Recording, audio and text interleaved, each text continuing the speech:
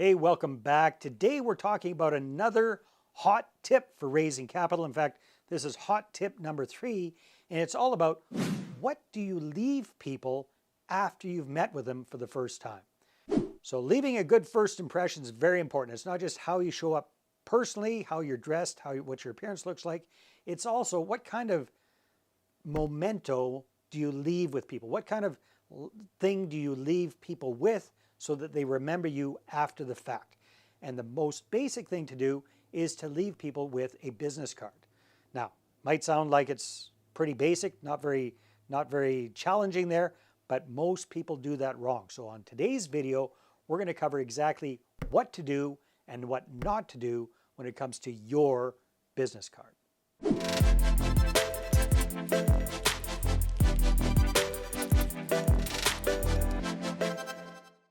All right, you're out and about, you're at a networking event, you're meeting with people, you're schmoozing, you're networking, you're doing all this kind of stuff. And your goal is you want to make new connections and have potential partners or joint venture partners or investors come out of this. So what do you do? Well, one of the things you want to do is you want to make sure that you've got a good business card that you can give somebody that not only kind of leaves a good impression, but they aren't going to just chuck in the garbage 12 seconds after you meet them, right? So you want to have kind of a wow moment, a little mini wow moment with the business card. So one of the biggest mistakes I see a lot of real estate investors and entrepreneurs having is that they have no card, right? They go out and about and they meet people and they've got nothing to leave behind. So number one is you want to make sure that you've got a business card. The second big mistake I see people making is they go cheap on their business cards. So I can't tell you how many real estate investment clubs and RIAs I've been to where, people put their cards out on the table at the back of the room, and I just see all of these crappy, boring, mundane business cards. Some of them look like they've been printed on a, 1988 dot matrix printer. They just look crappy. And we got to think about it. You got to step back for a second. If you're looking to attract potential joint venture partners, private money lenders, investors, what have you, and you're looking for them to invest $25, $50, $100, $150,000 with you, do you think they're going to feel confident about doing that if you've got a really crappy business card? Probably not, all right? A business card isn't going to solve all of your problems, but it is another chance to leave a really good first impression. So I'm going to recommend that you step it up several notches with your business card. Now, I first learned about this years ago from my good friend, Dan Locke. Dan's become a huge YouTube sensation over the years. But back in the day when I first met Dan, he was more of a marketing consultant focused on the internet space. And one of the things that Dan did was really, really smart was he made a beautiful business card. And when he would go speak at events and whatnot, he would have people scrambling to get one of his cards. Now, when was the last time you could say anybody was super eager and scrambling to get one of your business cards? Never, right? But Dan did this beautifully. He positioned it properly and he made it scarce. Part of the reason he made it scarce was because he had a beautiful, beautiful business card that he would only give to qualified prospects.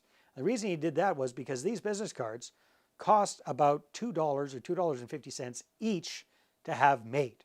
And I went, wow, that is smart, right? Because when people got the card, they went, wow, that's a nice card, and they never wanted to throw it away. So I said, Dan, that's a brilliant idea. I'm going to steal it. So that's exactly what I did. And I found out where he had his cards made, and I started getting my cards made there, started getting our clients' business cards made there, and it's made a huge difference. So I'll see if my whiz-bang video editor, Peter, can zoom in on this. This is the kind of card I'm talking about. And this is a very simple card, but instead of being on paper, this is on plastic. So it's about the size, the weight, and the texture of a credit card.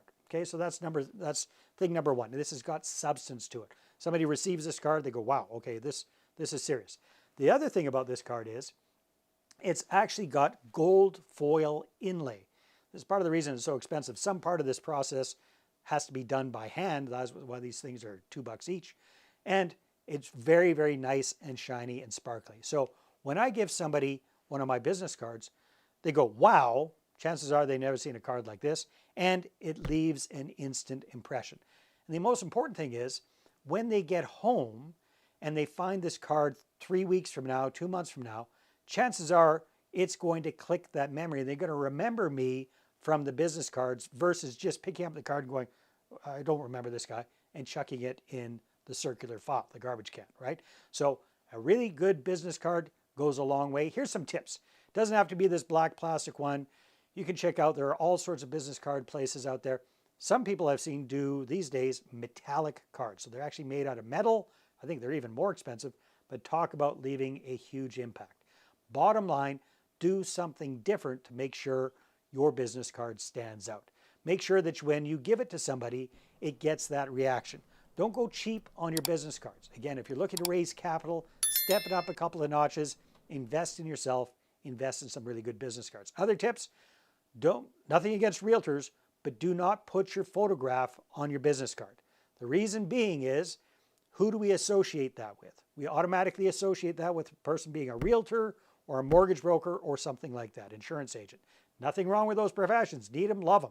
But if you're a real estate entrepreneur looking to raise capital, you want your business card to stand out. All right. I've been talking for a long time about business cards, but it is very, very important. So again, take action. Make sure that when you leave somebody with something, it gets that wow reaction and they're going to remember you from it. Okay. If you like this tip, if you want some more, I've got a new book for you. It's called Be Seen to Get the Green. There should be an image of it up there. You can scroll down in the description, click on the link, and I'll give it to you for free. I'll trade it to you for your name and your email address. All right. So go ahead, grab a copy of the book today. And then another big tip for you, one of my favorite ways to get exposure and to really boost your know, like, and trust factor is to be a guest on a podcast. And I would love to have you as a guest on my podcast, the Property Profits Real Estate Podcast. And you can find out about that and apply to be on the show at daveinterviewyou.com. Take care, and we'll talk to you on the next episode with another hot tip for raising capital.